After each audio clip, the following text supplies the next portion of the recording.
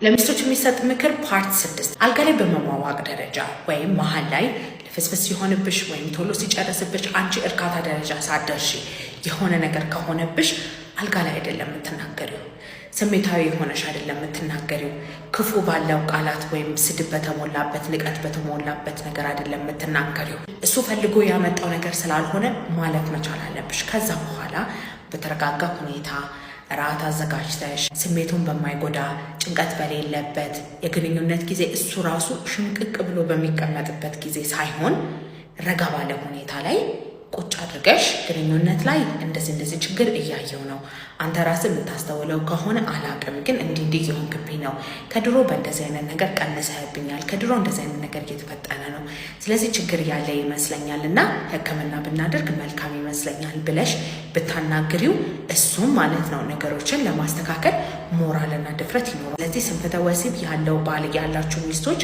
ለንግግራችሁ ጊዜና ሁኔታና አይነት በደንብ ተጠንቀቁ። እና ማንኛውም ስንፈተ ወሲብ ካለባቸው ደግሞ ጡንቻ ላይ፣ ነርቭ ላይ፣ ደም ስር ላይ፣ ሆርሞን ላይ ያሉ ችግሮች ሊኖሩ ይችላሉ። መጥቶ መታከም ይችላል። በማንኛውም ስንፈተ ወሲብ መታከም ከፈለጋችሁ ባዮ ላይ ባለው ስልክ ቁጥር ደውላችሁ ቀጠሮ ማስያዝ ትችላላችሁ። በሁል ጊዜ ክፍት ነው።